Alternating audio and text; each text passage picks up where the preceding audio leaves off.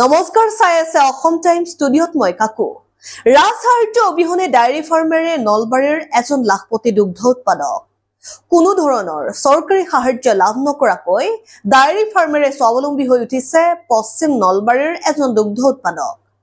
শূন্যৰ পৰা আৰম্ভ কৰি এতিয়া এগৰাকী প্ৰতিষ্ঠিত দুগ্ধ ব্যৱসায়ী তেওঁ ডায়েৰী ফাৰ্মৰ নামত মন্ত্ৰী বিধায়কৰ পত্নী চিকিৎসক ঠিকাদাৰৰ পত্নীয়ে ৰাজসাহায্য গ্ৰহণৰ বিতৰ্ক চলি থকাৰ সময়তে উন্মোচিত হৈছে নলবাৰীৰ এগৰাকী শিক্ষিত দুগ্ধ উৎপাদকৰ প্ৰসংগ চাওকে প্ৰতিবেদনটি বাণিজ্যৰ স্নাতক ডিগ্ৰী লাভ কৰি চৰকাৰী চাকৰিৰ পৰা বঞ্চিত হৈ নিজ ঘৰৰ চৌহদতে গঢ়ি তুলিছিল এখন সৰুকৈ গৰুৰ ফাৰ্ম 2003 চনৰ পৰা নিৰবিচ্ছিন্নভাৱে চলাই থকা ডায়েৰী ফাৰ্মখনৰ জৰিয়তে তেওঁ এতিয়া এগৰাকী সফল দুগ্ধ ব্যৱসায়ী হিচাপে প্ৰতিষ্ঠিত হৈছে চৰকাৰী সাহায্য লাভৰ আশা নকৰি একান্তপতীয়াকৈ দুগ্ধ ফাৰ্মখন চলাই তেওঁ হৈ পৰিছে আনৰ আদৰ্শ চাওক এই সন্দৰ্ভত আমাৰ এক প্ৰতিবেদন নলবাৰী জিলাৰ পশ্চিম প্ৰান্তৰ আমনিগাঁৱৰ ভাঙৰি চুবুৰীৰ শম্ভু বৰ্মন নামৰ লোকজন এগৰাকী সফল গোপালক দুগ্ধ ব্যৱসায়ী গোপালনেৰে স্বাৱলম্বী হৈ উঠিছে বাণিজ্যৰ স্নাতক সাংস্কৃতিক কৰ্মী শম্ভু বৰ্মন 1984 চনত চামতা উচ্চতৰ মাধ্যমিক বিদ্যালয়ৰ পৰা হাইস্কুল শিক্ষান্ত পৰীক্ষাত উত্তীৰ্ণ শম্ভু বৰ্মন নলবাৰী কমাৰ্চ কলেজৰ পৰা স্নাতক ডিগ্ৰী লাভ কৰে বাণিজ্যৰ স্নাতক দৰিদ্ৰ পৰিয়ালৰ যুৱক শম্ভু বৰ্মনে দুবাৰমান চাকৰিৰ বাবে আবেদন কৰি ব্যৰ্থ হৈ ব্যৱসায়ৰে স্বাৱলম্বী হোৱাৰ প্ৰয়াস কৰে এক প্ৰকাৰ শূন্যৰ পৰা সামান্য মূলধনেৰে 2003 চনৰ ডিচেম্বৰত গোপালন কৰিবলৈ লয় তেতিয়াৰ পৰা তেওঁ পিছলৈ ঘূৰি চাবলগীয়া হোৱা নাই অতি সাধাৰণভাৱে আৰম্ভ কৰা শম্ভু বৰ্মনৰ ডায়েৰী ফাৰ্মখন জিলাখনৰ এখন অন্যতম ডায়েৰী ফাৰ্ম হিচাপে পৰিগণিত হৈছে 2003 চনৰ প্ৰায় নিষ্ঠা সহকাৰে গোপালন কৰি দুগ্ধ ব্যৱসায়ৰে পৰিয়াল সুন্দৰভাৱে চলাই আছে এতিয়াও তেওঁৰ ফাৰ্মত 6-7 গৰাকী উন্নত জাতৰ ক্ষীৰতী গাই আছে প্ৰতিদিনে 55 পৰা 60 লিটাৰ গাখীৰ উৎপন্ন হয় তেওঁৰ ডায়েৰী ফাৰ্মত আশ্চৰ্যজনক কথা এয়ে যে গোপালন আৰম্ভ কৰাৰ দিনৰে পৰা নলবাৰী চহৰৰ প্ৰখ্যাত লুইড হোটেলত গাখীৰ যোগান ধৰি আহিছে গোপালক শম্ভু বৰ্মনে নিজে বাইকেৰে প্ৰতিদিনে চহৰৰ লুইড হোটেলত 55 পৰা 60 লিটাৰ গাখীৰ যোগান ধৰি আহিছে মই গাখীৰ আজি একেৰাহে 20 বছৰ ধৰি নলবাৰীৰ স্বনামধন্য এখন অতি উন্নত মানৰ হোটেল লুইড হোটেলত দি আছোঁ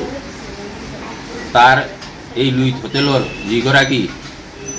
মালিক মিণ্টু দত্ত তেখেতে মোক প্ৰথম তাত গাখীৰ দিবলৈ মাতি নিছিল অতি হয় তাৰমানে যিসকলে পৰিশ্ৰম কৰি আগুৱাই যাব বিচাৰে তেখেতসকলক সহায় কৰা এজন ব্যক্তি তেখেতে মোক এই ফাৰ্মখন গঢ়ি তোলাত যথেষ্ট পৰিমাণে সহায় কৰিছে তেখেতৰ ভতিজা অনুপ চিত্ৰশিল্পী কবি তেওঁ এজন অতি ভদ্ৰ নম্ৰ ব্যক্তি আৰু দুইজনৰ লগতে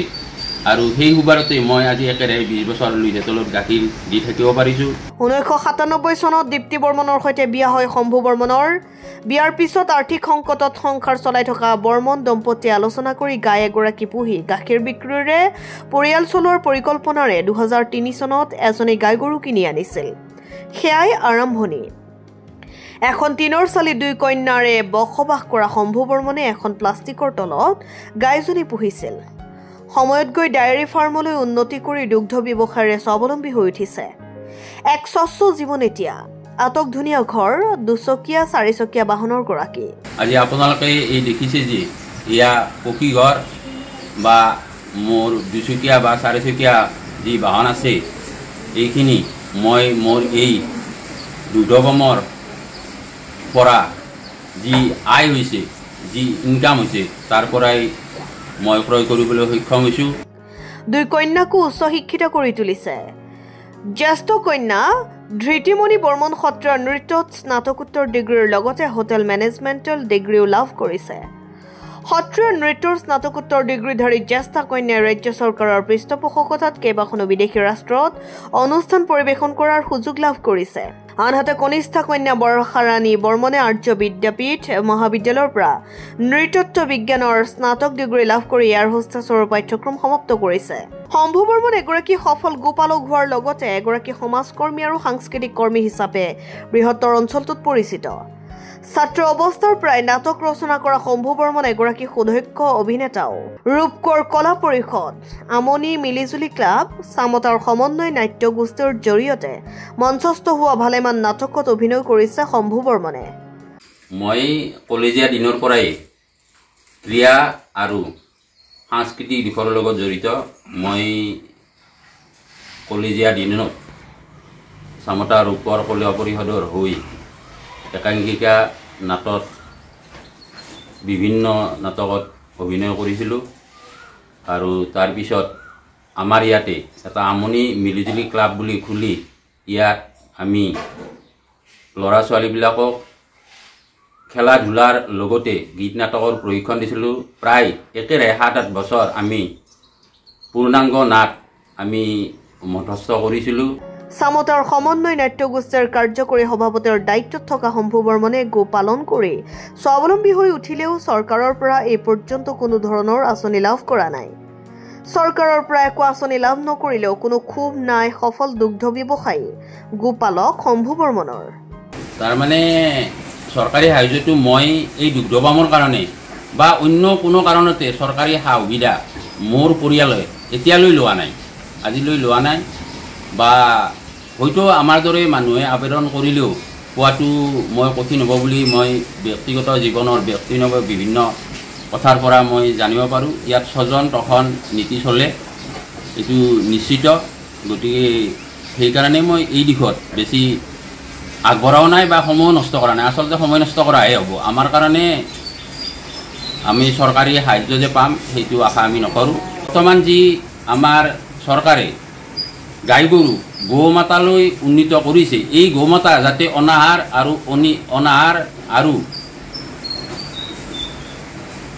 আকালত দিন যাতে মৰিব নালাগে, তাৰ কাৰণে এই যি দানা ঔষধ এইবিলাক চৰকাৰীভাৱে ৰেহাই মূল্যত যোগান ধৰাৰ ব্যৱস্থা কৰিব লাগে। আৰু যিহেতু আমাৰ ফাৰ্মবিলাকৰ মোটামুটি 2 মাহ 3 মাহৰ মূৰে মূৰে আমাৰ ইয়াত ভেটেনাৰী ডিপাৰ্টমেণ্টৰ পৰা মানুহ আহি ফটো নিয়ে আৰু বিভিন্ন ডাটাবিলাক সংগ্ৰহ কৰে। এইবিলাক তেখেতসকলে কিয় কৰে কিয় নকৰে এইবিলাক আজিলৈকে আমি কিন্তু গম নাপাওঁ। এই লাগে কিবা এটা কাৰণত লাগে বুলিয়ে লৈ যায়। আৰু বছৰত এবাৰ হ'লেও ওপৰৰ পৰা বিভিন্ন বিষয়া আহি আমাৰ ফাৰ্মবিলাক পৰিদৰ্শন কৰে। তেওঁলোকেও কিয় আহে, তেখেতসকলে কিয় আহে আমি নাজানো, কিন্তু আহে। আমিও তেখেতসকলৰ লগত সহায় সহযোগিতা কৰোঁ, বিভিন্ন প্ৰশ্ন কৰে, আমি সেইবিলাকৰ উত্তৰ দিওঁ। ৰাজেন বৈশ্যৰ সহযোগত news desk report, Assam time. CTC আৰু অৰ্থডক্স চাহৰ অপূৰ্ব সংমিশ্ৰণ দিহিং পাটকাই চাহ। ইয়াৰ প্ৰতিটো চুমুকত আছে আমেজ ভৰা সতেজতা। সেয়েহে মোৰ একমাত্ৰ চইচ দিহিং পাটকাই কৰক চাই। অসম আৰু অসমীয়াৰ গৌৰৱ। আপোনাৰ দিনটো সতেজ কৰক দিহিং পাটকাই চাহেৰে।